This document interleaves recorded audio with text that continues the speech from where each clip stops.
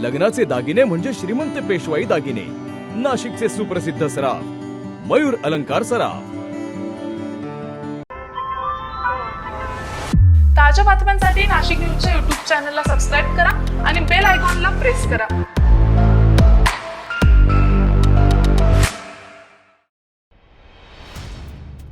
नाशिकच्या सातपूर परिसरात किरकोळ वादातून गंभीर हल्ल्याची घटना समोर आली आहे। गाडीचा कट लागल्याच्या कारणावरून एका व्यक्तीवर गावठी कट्टा ताणत मारहाण करण्यात आल्यानं परिसरात खळबळ उडाली आहे। सातपूर येथील स्वारबाबा नगर येथील सिद्धार्थ चौक परिसरात रात्रीच्या सुमारास ही घटना घडली आहे। फिर्यादी कुणाल गांगुर्डे यांनी दिलेल्या तक्रारीनुसार गाडीचा कट लागण्याच्या कारणावरून संशयित आरोपींनी गावठी कट्टा दाखवत त्यांना बेदम मारहाण केली आहे।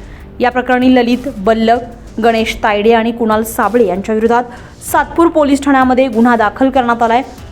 तिघांपैकी एका आरोपीला अटक करण्यात आली असून उर्वरित दोघे फरार आहेत। तर पोलिसांनी त्यांच्या शोधासाठी विशेष पथकं रवाना केली आहेत। घटनेचा तपास पोलीस आयुक्त संदीप कर्णिक, पोलीस उपायुक्त किशोर काळे, सहाय्यक पोलीस आयुक्त सचिन बारी आणि वरिष्ठ पोलीस निरीक्षक प्रकाश अहिरे यांच्या मार्गदर्शनाखाली सुरू आहे। दरम्यान गावठी कट्टा आरोपींकडे कसा आला याचा सखोल तपास सुरू असल्याची माहिती सहाय्यक पोलीस निरीक्षक ज्ञानेश्वर भडांगे यांनी दिली आहे। एक गावठी बनावटीचा कट्टा, गावठी बनावटीचे अग्निशस्त्रासोबत बाळगून त्याच्यासोबतचे 2 साथीदार त्याचे असे 3 इस्मांनी यातील फिर्यादी यांना गावठी कट्ट्याने धमकावून आणि त्यांना जीवे ठार मारण्याचा प्रयत्न केला।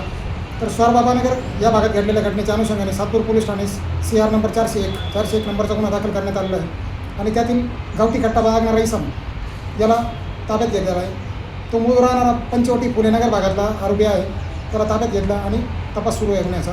त्याचे 2 साथीदार इसम यांचा शोध घेत आहोत। Bureau report, Nashik news, Nashik.